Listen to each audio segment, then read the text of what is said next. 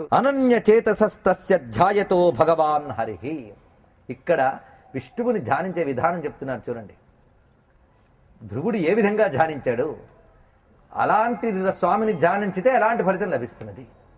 పైగా మహాపట్టుదల. ధ్రువుడు మనం పరిశీలించినట్లయితే పట్టుదలకి సంకేతం. అతను ఎటువంటి పట్టుదల, అసలు లక్ష్యం ఏదైనా కావచ్చుగాక, ఆ లక్ష్యం అతడికి ఈ దివ్య సాధనకి ప్రేరణగా వచ్చిందంతే. ఎందుకంటే ఒక్కొక్కరికి భగవన్ మార్గంలోకి ఒక్కొక్కటి ప్రేరణ కలుగుతూ ఉంటుంది. ధ్రువుడికి ఉన్నత స్థానం కావాలనే కోరిక భగవత్ సాధన వైపు తిప్పింది. దానికోసమే భౌతిక మార్గాన్ని అవలంబించకుండా భగవన్ సాధనా మార్గాన్ని అవలంబించాడు. కనుక ఒక్కొక్కరికి ఒక్కొక్కటి భగవంతుని వైపు తిప్పుతూ ఉంటుంది.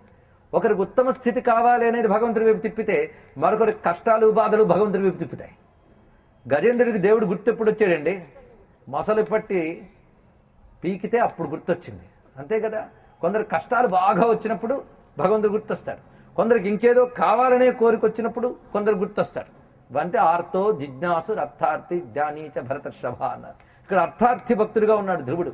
అంటే ఒక ప్రయోజనాన్ని కాంక్షించి గురువుల యొక్క మాట మేరకు మంత్రోపదేశం పొంది ఈయన సాధనకు వెళ్ళాడు.